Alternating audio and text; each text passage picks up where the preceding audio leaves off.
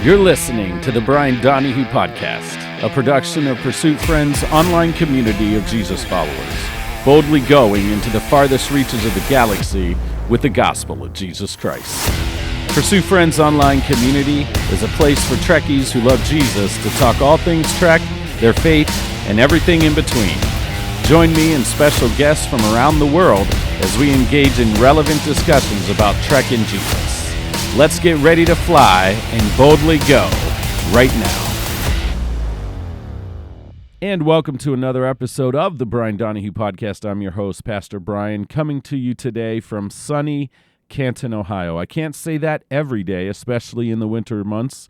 Today I can say sunny Canton, Ohio, and I'm going to rejoice and be glad in it, for it's the day the Lord has made. I'm also glad because it's Thursday, the 26th of February, and that means another fresh episode of Starfleet Academy has dropped. I haven't watched it yet, but I'm super excited to do that later on today. Hope it's a good one. I've been real impressed with this series. Overall, like every Star Trek fan, there's some nitpicky things we could engage in, but overall, I'm pretty satisfied with this show and excited for each new episode. What I'm not excited about, just to get political here for a moment, is the State of the Union address that we saw the other night. I did stay up late watching it as it went on and on and on. Of course, I've got mixed feelings about it and very strong feelings as a Christian, as a believer, as a Star Trek fan, very strong feelings about it. And I hope that the passage of Scripture that I'm going to share with you today will add some context to how I feel and how I believe our response to not just the State of the Union address that we witnessed, but also the state of affairs in general in America, the things that we're seeing all over the nation, and in particular parts of the country where we're just seeing what looks like injustice, what looks like tyranny, what looks like not democracy and not compassion and not true justice happening. And so we're going to talk about that a little bit again.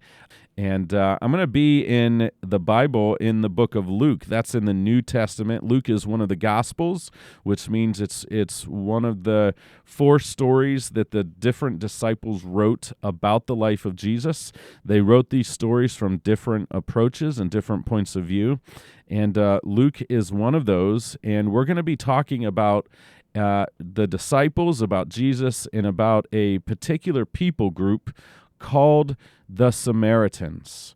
You may have heard of the story or the parable of the Good Samaritan. I'm going to give a little bit of context for that story. I'm not going to read those stories verbatim here. I am going to read part of the chapter ahead, which is in chapter 9. So stay tuned. I also want to say I am just absolutely excited for what's happening with Trek and Jesus. We gained over 20 new followers on our Facebook page the past 2 weeks, and that is super exciting. And I just want to encourage you guys to head over to Facebook. You can follow that page. It's just called Trek and Jesus. Anyone is welcome to join that, whether they are a Star Trek fan or not. And also head over to Discord. If you're a part of Discord, you can find us at Trek and Jesus. And if you're not, check out my Facebook page. Check out the Trek and Jesus Facebook page.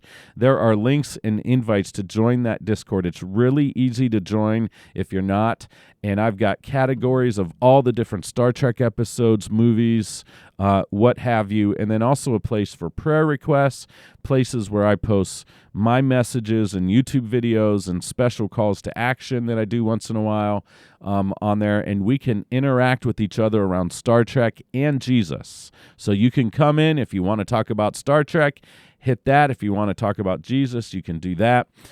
So it's a lot of fun. I encourage you to join up and tell all your friends about the Brian Donahue Podcast and the Trek and Jesus online community while you're at it. All right, so I mentioned this people group. They were called the Samaritans, and they were kind of a half-breed of Jew. They had their own region, and the Jewish people did not like them. They did not get along with the Samaritans. They were considered half-breeds. There was all sorts of racial and religious tension and divide there. And so here's Jesus. He's on his way back to Jerusalem, and they were having some issues in Samaria. And the disciples realized that there was resistance in Samaria as Jesus sent them into the village to get ready for them. They weren't welcome there. The disciples went in, and the people of Samaria basically rejected them. And so it says in chapter 9, starting in verse 54, when the disciples, James and John, saw this, they asked, "Lord, do you want us to call fire from heaven down to destroy them?" Okay, this is James and John. James is the brother of Jesus. John, it refers to himself in his own gospel telling of the story of Jesus as the beloved of Christ, the one Jesus loved. These two guys basically say, "Lord, let us call down fire from heaven to destroy them." But Jesus turned and rebuked them. Then he and his disciples went to another village. So here we are. Jesus is on his way to Jerusalem, and they're traveling, and he sends them up ahead to the next village, which is a typical thing they would do to get provisions and get lodging, all those things. And they're basically rejected, okay? And John and James come back to Jesus, okay? They come back to Jesus Christ. Let me, in case you missed that, they came back to Jesus and said, and let their racism, let their political bigotry come out, and said basically just let's call down fire from heaven and destroy them, because they rejected them. They didn't offer them the provisions they needed. They found opposition. And Jesus stops and turns and rebukes them. And he and his disciples went to another village. So instead of making a big ruckus, instead of rioting, instead of causing upheaval, Jesus rebukes them for their violent thoughts, for their desire for violence and vengeance. And he says, nope, it's not worth it, fellas. Let's move on to the next place. And it says in verse 57, I am going to read this verbatim here. It says, as they were walking along the road, a man said to him, "I will follow you wherever you go." You have to understand that oftentimes when Jesus traveled, a lot of people traveled with him, sometimes in the hundreds or the thousands even. This is why Jesus made such an impact. This is why the religious leaders of the time were so afraid of him, because he had this really, at time, huge following. And so someone calls out, "I will follow you wherever you go." This is how passionate people were about Jesus. And Jesus replied, "Foxes have dens and birds have nests, but the Son of Man has no place to lay his head." Kind of a weird statement. But it says basically, if you're going to follow me, we're going to be traveling around. It's going to cost you something. And he said to another man, "Follow me." But he replied, "Lord, first let me go and bury my father." Jesus said to him, "Let the dead bury their own dead, but you go and proclaim the kingdom of God." Still another said, "I will follow you, Lord, but first let me go back and say goodbye to my family." Jesus replied, "No one puts a hand to the plow and looks back. No one who puts a hand to the plow and looks back is fit for service in the kingdom of God." Now, I want to make something clear that I don't believe Jesus was actually saying, if you want to follow me, don't worry about your dead father. I don't think he was saying, don't go say bye to your family. I think that's ridiculous and preposterous. I think what he was stating here was the cost of following him is that it will cost us something to follow Jesus. That it requires a total surrender of our life. It requires a surrender of our dreams, our ambitions, our hopes. It requires us to surrender everything we have and everything we are to him. In other words, we pick up a new identity in Jesus Christ.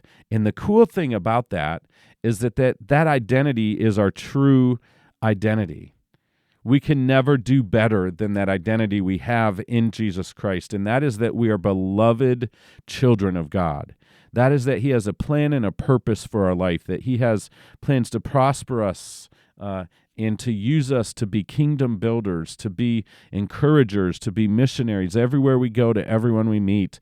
We have things to do, and it's really good things. Now, it doesn't mean life isn't hard. It doesn't mean that our bank accounts are always going to be filled. We're always going to have the job we want. But it means that we can have a certain joy in following after Jesus, knowing that his way is better than ours, and his thoughts are higher than ours, we read in the Bible. And so we can trust in that. And Jesus is simply saying, hey, if you want to follow me for real, it's not just come and watch me do miracles. It's not just come and hear me say wonderful things and teachings that will uplift you and encourage you and even challenge you and push you and motivate you. It is come and lay down everything that you have. This is the cost of following Jesus. It's much more than just going to church on Sunday morning. It's much more than just giving charitably a portion of your earnings to charity or to your church. It's much more than just being a nice person. It's about laying down everything for Jesus. And we see that happen in Star Trek, and we see this happen in our own military here in the States, and of course, if you're listening to this from around the world, your own military, as people lay down their lives to serve their countries, they're literally surrendering everything for whatever period of time they are offering their service. They are surrendering everything. They now have to do whatever the government tells them to do. They have to go and live and train. They have to eat what they're given. I mean, it's literally they're laying down their entire lives so that they can take up the identity of being a soldier in order to defend their country.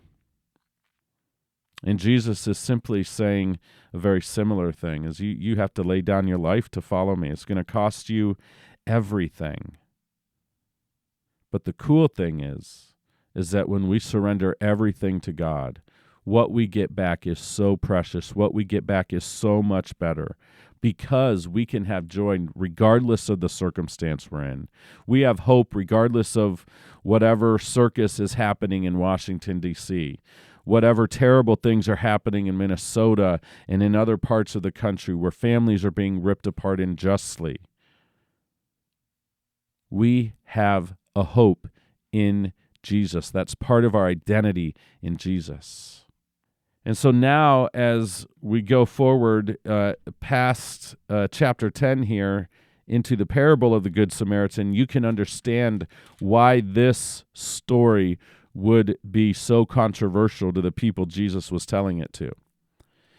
Because we see a teacher walk by, we see Jewish people walk by, but then the Samaritan walks by and actually has pity on the man who has been beaten and robbed on the side of the road. And this would have been absolutely scandalous to the people he was telling this to, largely a Jewish audience. Why is the Samaritan the good guy? He's a half-breed. He's politically opposed to us. He worships in a different spot. He's not even really holy. He's not like us at all. Why is he the good guy? Oh, my goodness, the comparisons we can have with what we're experiencing in this country today. Why are they the good guys? Why? Oh, my goodness. We could go all over the place with this. And Jesus says, to wrap it up, these three men pass, only the Samaritan actually stops and goes above and beyond to help this man and give him the aid he needs. And Jesus asked the question in verse 36, which of these three do you think was a neighbor to the man who fell into the hands of robbers? And the expert in the law replied, the one who had mercy on him. Jesus told him, go and do likewise. He didn't just tell this teacher of the law, yes, go ahead and ponder that now for many moons. Go ahead and go back and teach this. He didn't say, go ahead and just dwell upon this good thought, this good idea. He said, go and do likewise. In other words, Jesus probably knew that this teacher of the law had many opportunities, probably every day, to show mercy. Where are your opportunities every day to show mercy to the people around you. We tend to live in a society that highlights and looks up to strong people, big personalities, right?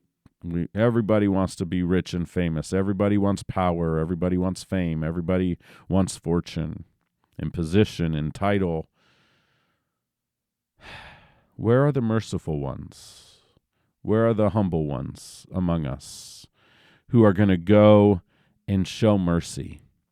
We see mercy being shown all over Minnesota right now, and we saw this especially in the height of these raids that were going on, where neighbors to these families were actually delivering groceries to them as their friends and neighbors were hiding in their homes, afraid to come out, afraid that they would be ripped apart from each other and deported and all of these things. We saw neighbors step up and show mercy and show love and show compassion and meet very practical needs.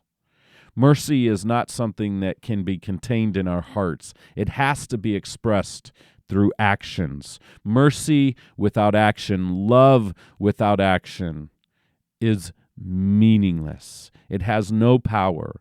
It has no power to affect change in the world around us. Who cares if you have warm fuzzies about a certain situation? Whatever that is, who cares? Unless you're willing to act and do something and do more than just care inwardly. Your love, good for you that you have a heart, but what I'm trying to challenge you to and push you towards is, what are you supposed to do about it? If you have these feelings that there is injustice happening around you, if you see someone hungry or homeless or needy in some way, needing some help, what good does it do to walk by them and shake your head and pat your heart with your hand and say, "Oh, God bless you"? We have the power to affect real change in the world around us.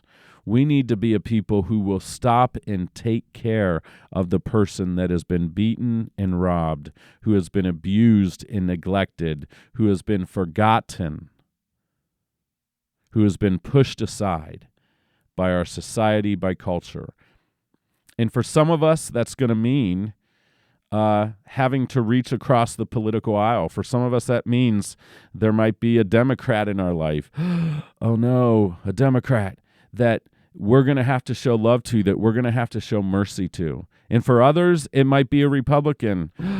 Oh no, a Republican that we're going to have to reach across the political aisle in order to show mercy and love to. I hate that I even have to be at all sarcastic about this in this day and age to get my point across. But there are people who now have drawn a line of division that if you're a Republican, I want nothing to do with you. If you voted for Donald Trump, I want nothing to do with you. If you voted for Kamala, I want nothing to do with you. If you're a Democrat, I want nothing to do with you. And I wish we could hear ourselves.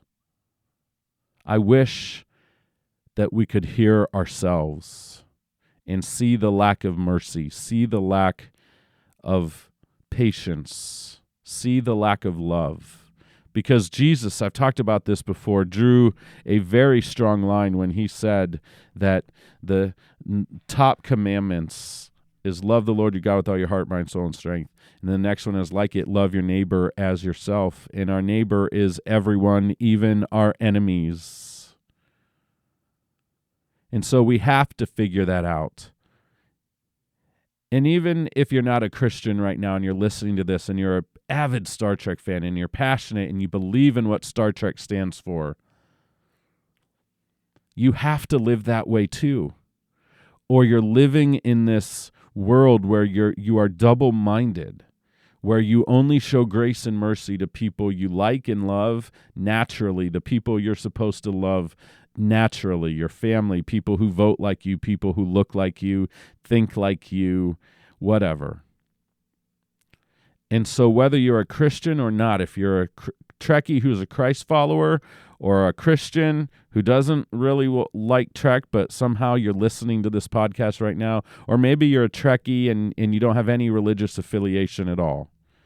We've got to stop living in this double standard world where we expect everyone to understand us and believe like us, but we don't offer compassion to those around us. We don't offer patience to those around us. We don't offer love and concern for our fellow humans like we demand they do to us.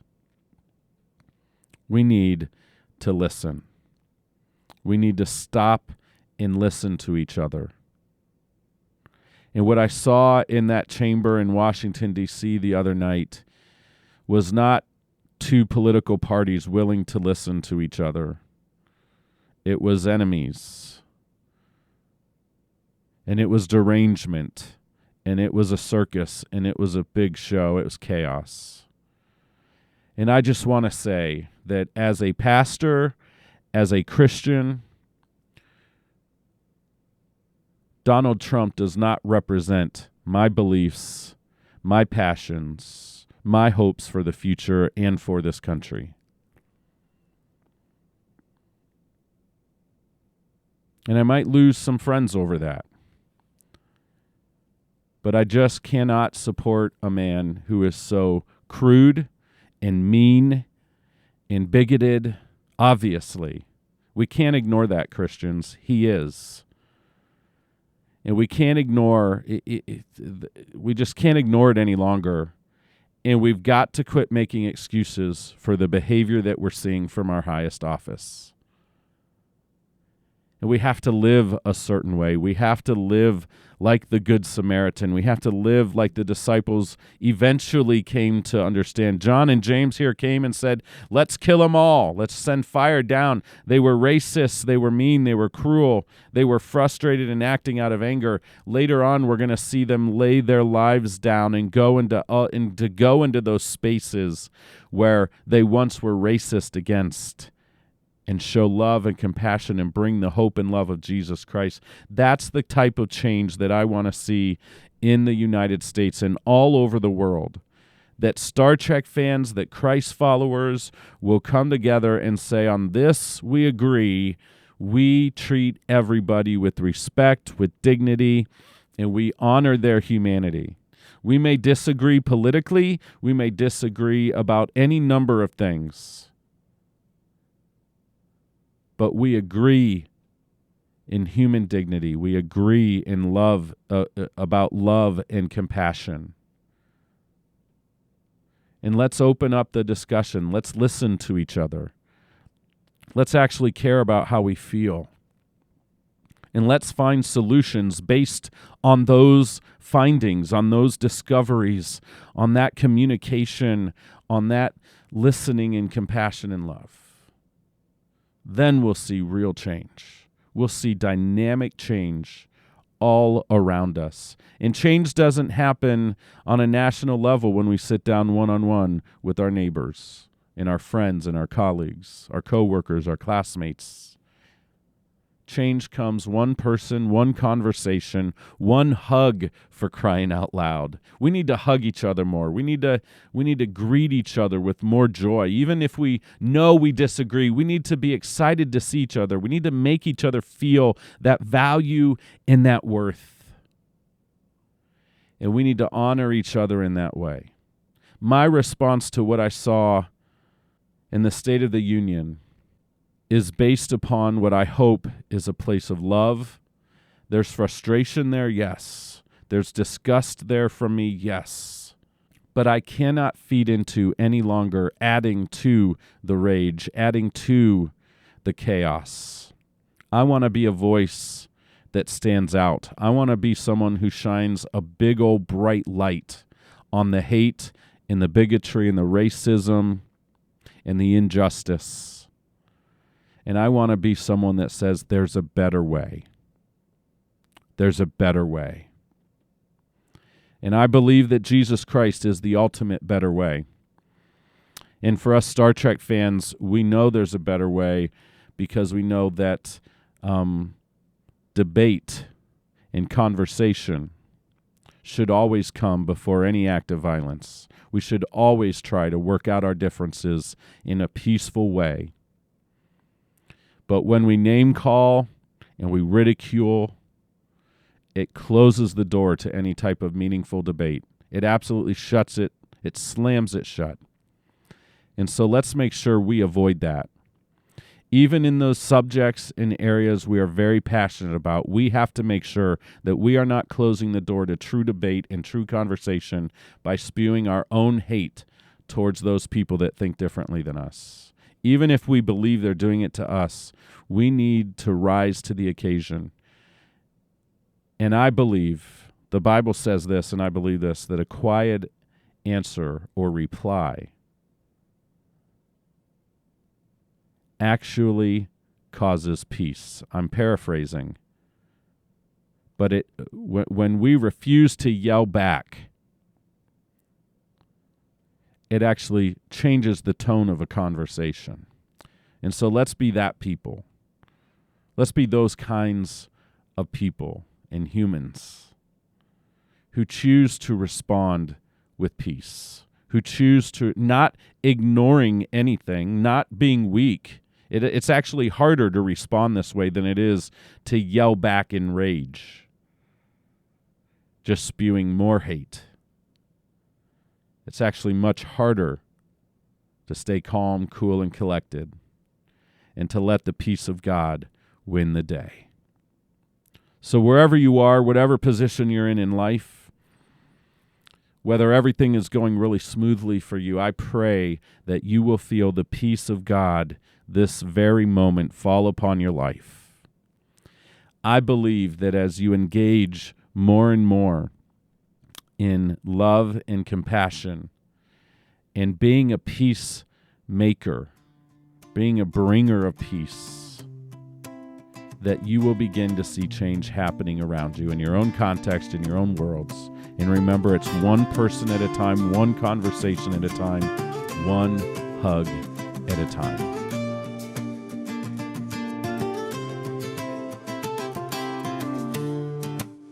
And ladies and gentlemen, boys and girls, aliens from around the galaxy, it's that time of the episode again where we talk to a very special guest about why the heck is this your favorite episode? The portion of our show where we bring in one lucky fan to get their 10 minutes of fame discussing their most favorite Star Trek episode of all time. And this week we have a very special guest, Pastor Jamey Wylie, lives in Oklahoma, is a pastor of a church, and has been following Trek and Jesus and the Brian Donahue podcast, as well as the Big Sci-Fi podcast. You might see Jamey's name on a lot of our posts as he's one of our most avid, active, how can I say it, likers of our Big Sci-Fi posts. I just created a term, I think, Jamey. But Jamey's here to talk about his favorite episode of all time. But before that, how you doing, Jamey? I'm doing great, Brian. I'm blessed. God is good and life is good, and I'm happy to be here. I'm always happy to talk about Star Trek, so it's good. Yeah. I am super pumped. Jamey also did appear on the Big Sci-Fi podcast on one of our in-between specials, and we had a great time talking to Jamey. And so, guys, you're in for a treat. I cannot wait to hear what your favorite episode of all time. I'm also very curious about what series this is going to hail from and why. So, Jamey, without further ado, brother, what is your favorite episode of all time? Okay. Can I start off to echo what you said and what Todd said and what Stephen has said? It is super hard to pinpoint your favorite episode of Star Trek. There's literally 1,000 hours of Star Trek television, and just pointing to one and saying that's my favorite is so hard. Can I please mention my honorable mentions? Oh, please go for it. Yeah, okay. And it won't be very many, but of course, you took Far Beyond the Stars, and that is the high watermark for social commentary in Star Trek. and it's also a great Twilight Zone episode. I love how it ends with "Am I the dreamer or the dream?" That's such a Twilight episode. I love that. It's such a master class in television. Love it. Yeah. Also from Deep Space Nine, In the Pale Moonlight. That is such an amazing hour of television with Andrew Robinson, with Cisco dancing with the devil, so to speak, in the pale moonlight. That's a great episode. Television doesn't get any better than that. And also an honorable mention is from Voyager. Oh, okay. I love Timeless from Voyager, where, where Garrett Wong's character, Ensign Kim, he has to go back in time to save the crew. And that is a master class of acting. And it's also a beautiful redemption story, how he spends 15 years to redeem himself from the sins of his past and to save his crew. That's such a great story. As a matter of fact, it's that episode that made me really, really start digging Voyager. I had been watching it because I was loyal to the brand. Yeah. But I hadn't really got into it until that episode. And that's an amazing episode, Timeless. It's so I'm writing good. it down because I don't recall that one actually. Yeah, it's the 100th episode. Okay, that helps. Thank you. Okay. And Garrett Wong is front and center, and he's the main character of the story, and he has to do some time traveling shenanigans to save the crew and to fix the error because they all died because of him. And he had been living with that burden for 15 years. And it's such a great story. I love redemption stories so much. And that is like one of the best redemption stories in Star Trek. I even had the privilege of telling Garrett that at Star Trek Las Vegas. I walked up, I was like, man, that just blew me away. He was so gracious and kind. Yeah, my Voyager is very weak, I'll admit. I was avid the first 4 seasons, but I don't remember if I got busy with something in the last 3 or life just changed for me or something, but I did not the seasons 5, 6 and 7 I am not well versed in, and I need to rectify that. And this is going to be a great episode, I think, to jump in there and get my feet wet with that. So thank you, man. Yeah, there's some gems in there in Voyager. I really did, not everything hits with me, but man, that one sure does. I love that episode. But my absolute, I think, favorite episode of Star Trek, I had to think long and hard. What was the episode that has the most meaning? What episode has stuck with me the most? What episode has captured my imagination the most? And that has to come from the original series. Okay. Season 1. Okay. City on the Edge of Forever. Oh, okay.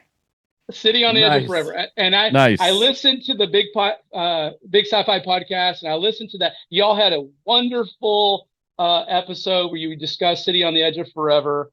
And I disagreed with pretty much everything you guys said. I'm just kidding. Nice. It's okay if you did. I know Adina was not impressed from what I remember. But let me tell you why I love City on the Edge of Forever and why I think it's an amazing episode of Star Trek and why it's my favorite. Okay.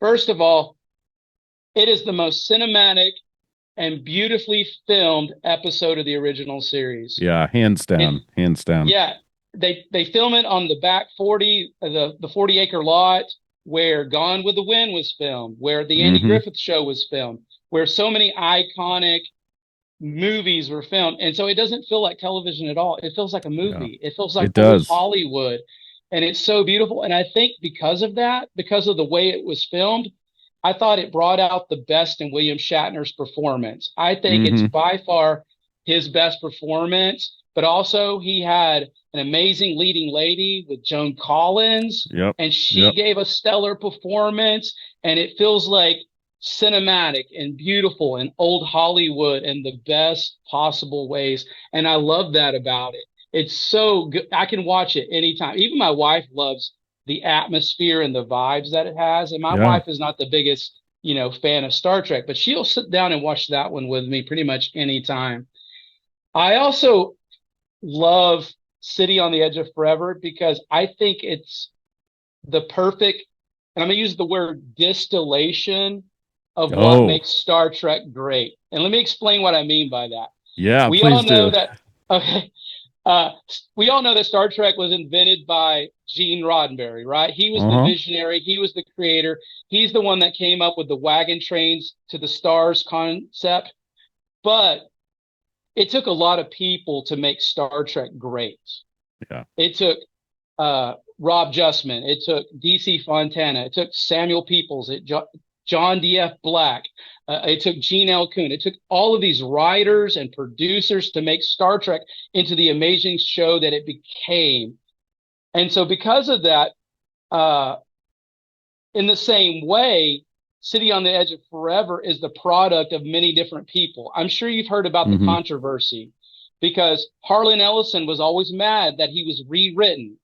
And for 30 years, he never knew who had rewritten his script. And he had that big, there was a lot of tension between him and Gene Roddenberry, a lot of back and forth. And in the 90s, he found out who had rewritten his script. And he wrote this book right here called Harlan Ellison's The City on the Edge of Forever. And I encourage every Trekkie to read this book. And in this book is every one of the rewrites. And we find out exactly who rewrote his script, right? But the beautiful thing was each person that rewrote his script left something of their fingerprints that made Star Trek great.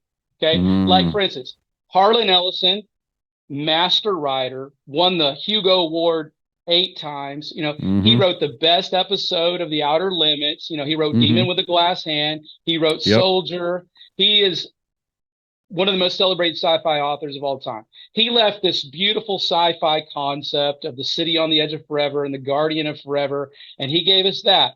But it was rewritten by Dorothy Fontana, and she gave us that beautiful emotional conflict of Kirk falling in love with Edith Keeler. Where would that show be without that? Yeah. It would be hollow without that moment that DC Fontana added to the show, right? But then it was also rewritten by Gene L. Coon. And Gene L. Coon added all of that witty, sarcastic dialogue and banter between Kirk and Spock, like stone knives and bear skins and all of those. And, because it was Gene L. Coon who created that beautiful friendship between Kirk, Spock, and McCoy. You know what I mean? The Holy Trinity of Star Trek. That was all Gene L. Coon. And he added that into City on the Edge of Forever. You really see that in Kirk and Spock's banter as they're dealing with this crisis. And I love that. But also Gene Roddenberry, he was the final revisionist. And he added that positive view of the future that is embedded in Star Trek. And so because of that, because it was passed down through so many hands, it got shaped into exactly what is best about Star Trek. DC Fontana left her impressions, and Gene L. Coon and Gene Roddenberry. And so it became this ultimate episode of Star Trek that so many people love. And I love for it too, because every time I watch it, because I've read all of the scripts. And I'm like, oh, that was added by DC Fontana. That was added by Gene Roddenberry. That was added by, Gene L. Coon. And that's all Harlan Ellison. I love that. I think that's so cool because everything great about Star Trek can be found in City on the Edge of Forever. And you can't say that about every episode of the original series. You know what I mean? And so to me, it's the ultimate, what it makes Star Trek great, you can find it in City on the Edge of Forever. It's all there, every bit of it. Now, my last reason that I love City on the Edge of Forever is because it gives us the most beautiful representation of Christ that you'll find in any episode of Star Trek. You can see Jesus the most clearly in City on the Edge of Forever than you can anywhere. And let me explain. Yeah. Edith Keeler. Edith Keeler, what does she do? She feeds the hungry. She ministers to the poor, right? She has that soup kitchen in the Great Depression. She heals the sick. Remember, McCoy was crazy, hopped up on that cortisone shot, and he was paranoid and he was crazy. Who healed him?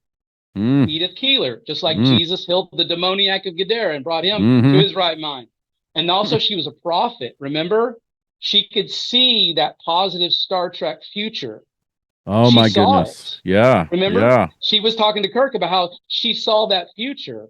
She Hmm. didn't know he was from the future, but she had already seen it. She was a prophet, but she was also a preacher. Because remember, in that soup kitchen, what would she do? She'd stand up and she would Yeah. preach about righteousness and being like a better person and living up to this positive future. But here's the most important thing. She had to die to save the world. My goodness. And so Dude.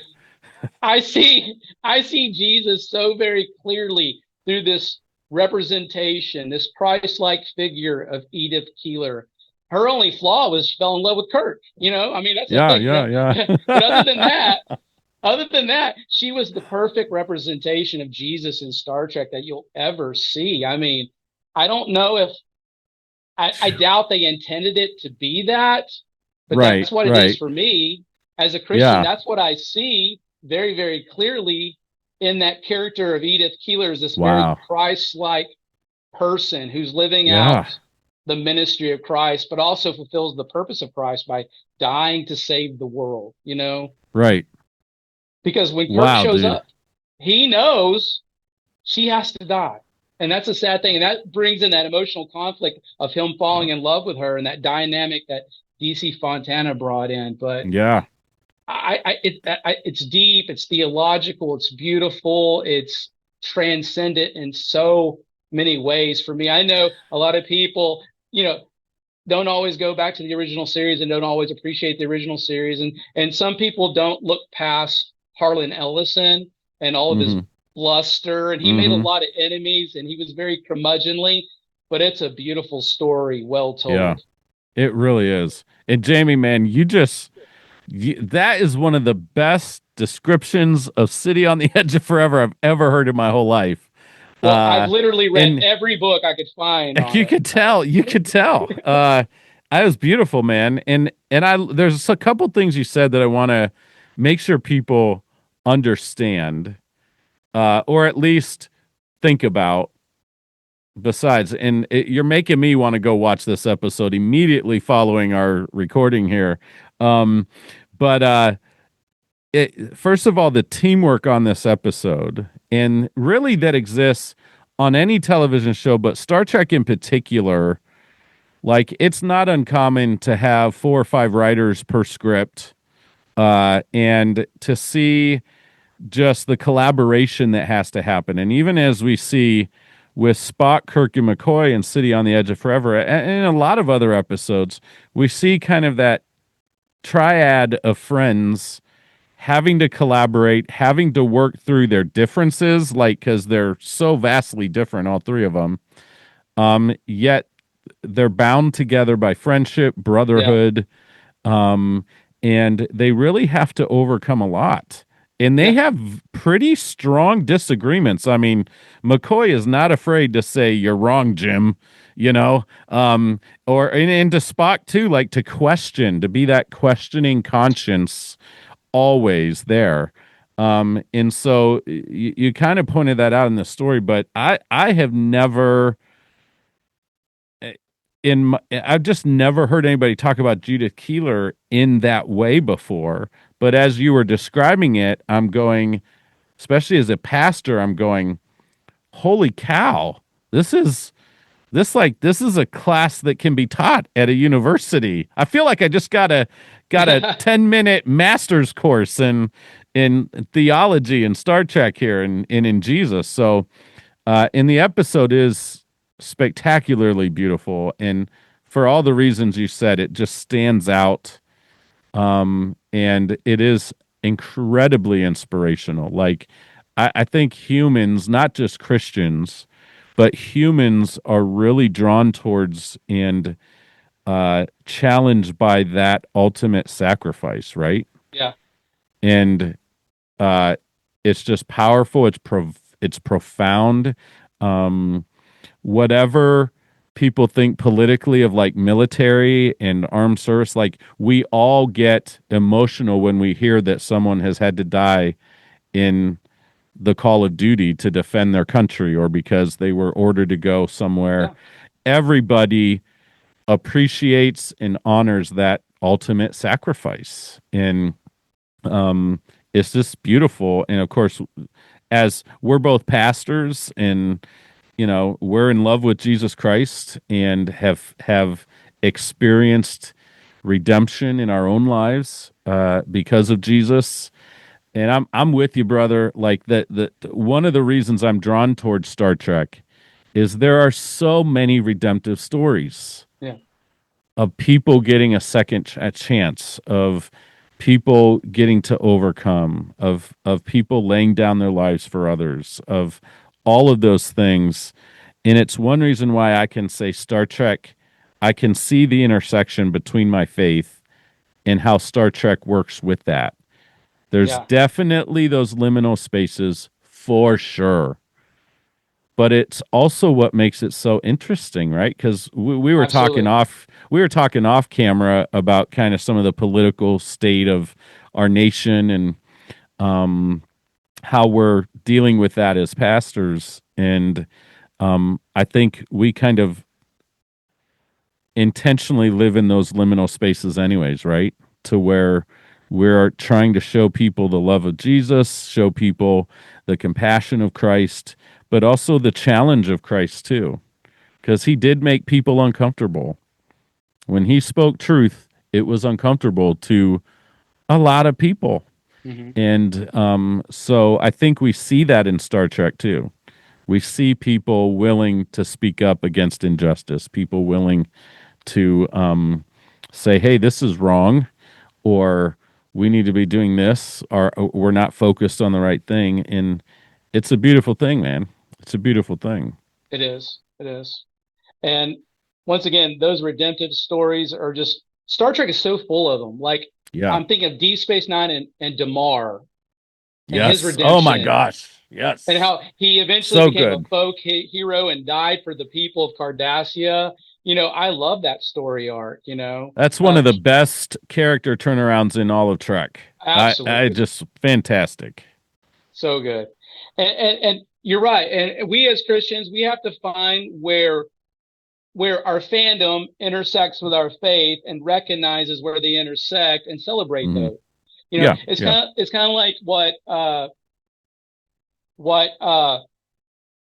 B. Trimble, super fan B. Trimble once said. She said Mm-hmm. there's room enough on the Enterprise for everyone. In other words, there's something about Star Trek that we all can love and appreciate. Yeah. You don't have to Yeah. appreciate everything, but Mm-hmm. there's something there for everyone. I believe that with all Yeah. my heart. Absolutely. Absolutely. And one final thing too, your speaking, man, has really inspired me as you were talking about City on the Edge of Forever, and especially Edith Keeler being kind of a Jesus character in that story, representing the character of Christ in that. I had another pastor, a colleague of mine, say to me, she said, we need to not be afraid to call out the kingdom of God, the good things of the kingdom of God, even in those places that maybe we would not normally call sacred, or that even our culture would not recognize as religious or faith based. And I think there's a lot of opportunity in Star Trek for us to say that is actually the kingdom of God being lived out, whether we know it or not, whether people know it or not. That's a good thing that I believe comes from the heart of God and is his best will for humanity. If that makes sense. And so to call things out, even if they don't have the label as being Christian or a faith thing, to call it out and say, hey, that's a good thing, and I'm going to celebrate that. I think we need to do that more Exactly. often. So, all right, Jamey. Well, brother, I appreciate you, man. Thank you for listening to the podcast, for coming on. And also thanks for listening to the Big Sci-Fi too, bro. We really appreciate you at the Big Sci-Fi.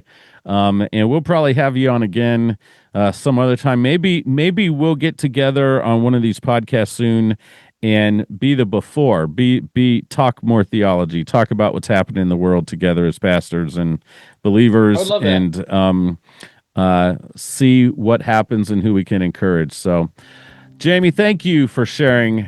Why the heck is this your favorite episode of Star Trek? Thank you for having me, brother. Appreciate you. Thank you guys for listening to this episode of the Brian Donahue Podcast. I hope you enjoyed my special guest, Jamey Wylie, and I hope you appreciated and were challenged, inspired, and encouraged by the message beforehand. I want to invite you to join us on our online community. Maybe you're already a part. I'd invite you to share that with others, invite others into it. If you know people that love Star Trek and Jesus, this is a great community to gather together to talk about all things Star Trek, literally all things Star Trek and Jesus. I hope that we can have fun encouraging each other in our fandom, but also being there for each other as followers of Jesus. You can follow us on our Discord page. You can follow us on Facebook, on Instagram. Those are the best ways to stay connected as a community. Trek in Jesus. Until next time, God bless you guys. Have a wonderful rest of your week.